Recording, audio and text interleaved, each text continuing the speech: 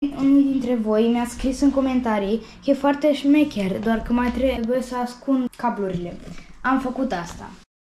Salutare și bine v-am găsit la un nou videoclip de-al meu. Astăzi vreau să-mi vopsesc mașinăria pentru volan și vreau să mai scap și de firele astea care ies în evidență. Nu mai vreau să iasă în evidență. Da, hai să ne apucăm de treabă.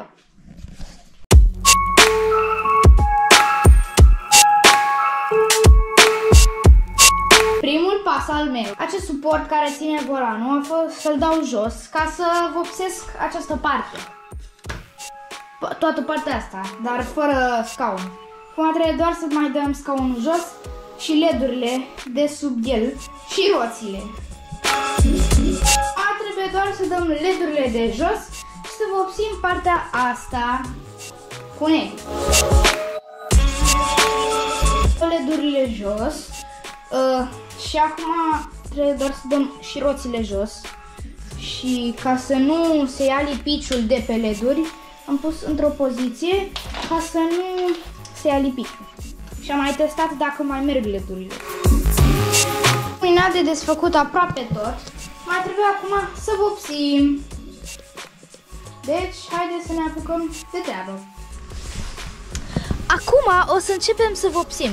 Deci, mi-am pus acest carton sub și da, haideți să ne apucăm.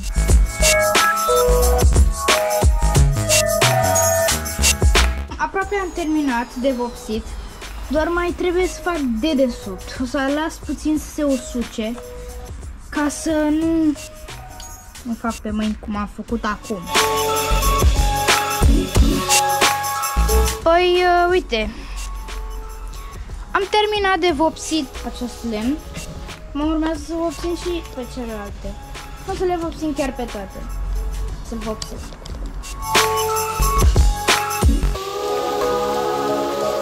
Am făcut o parte pe gri și o parte pe negru.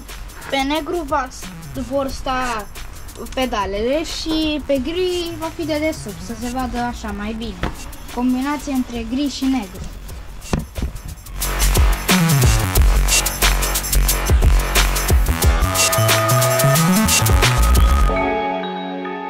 M-am întors, s-a făcut și seară, a trebuit să-mi cumpăr vopsea neagră pentru că n-am mai avut și mi-am mai cumpărat asta ca să acopăr firele și o să o vopsesc și pe asta.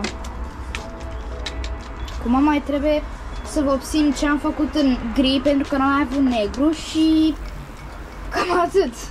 De-abia aștept să termin.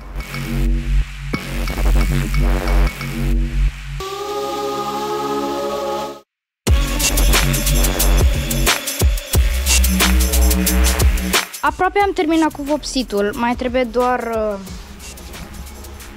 să se usuce și să mai fac aici pe dedesubt, că nu pot încă. Și să pun aceste lemne două la locul lor, dar încă nu s-au uscat. Și dacă fac asta nu va fi bine, deoarece mă voi murdări.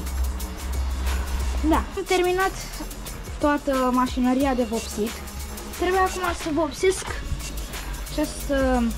asta voi băga firele pe aici, ca să le acopăr și voi pune aici de desubt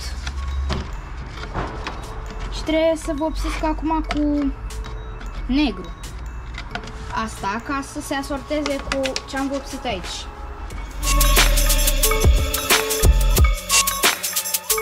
Și trebuie acum să mai așteptăm să se usuce și după le băgăm cu niște șuruburi să le poziționăm acolo unde am spus.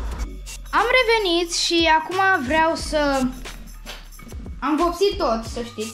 Vreau să pun LED-urile mai întâi pe acest suport care sunt și roțile. Și ca să se lipească mai bine, o să folosesc pistolul de lipit.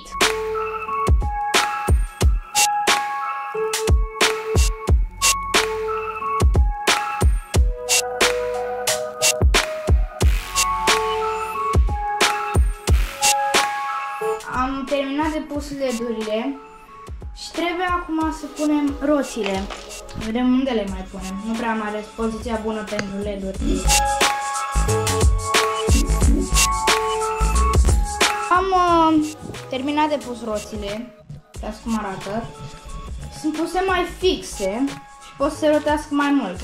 Acum trebuie să punem scaunul.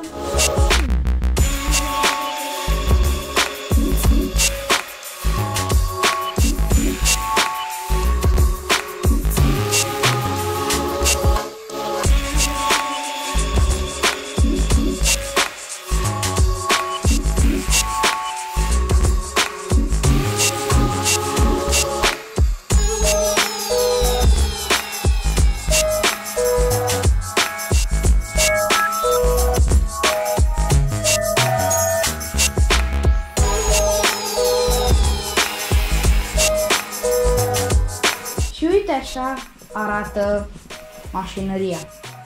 Am lucrat aproape toată ziua la ea, de la 3 până la 10.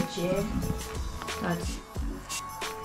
Mi-a intrat o muscă, o voi omorî cu siguranță. Nu știu cum a intrat, credeam că au murit muștele, dar o să vadă ea. Pentru că musca aia n-are ce căuta la noi aici în casă. Casa noastră urăște muștele. Le urăște maxim. N-are voie să intre aici.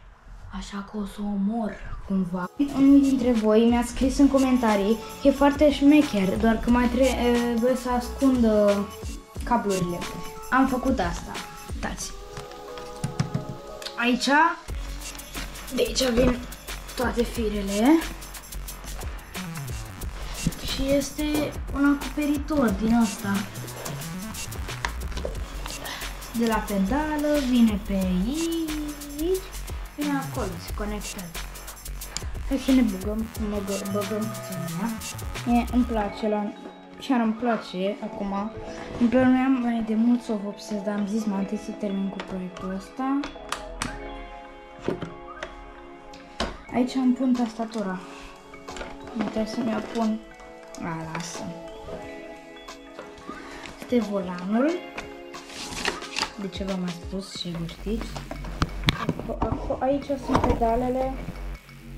Stai. Aici sunt pedalele. Luminețele. Și aici este suport pentru căști. Stele acolo. Da. Da. Și cam atât a fost cu acest videoclip, sper că v-a plăcut, la revedere!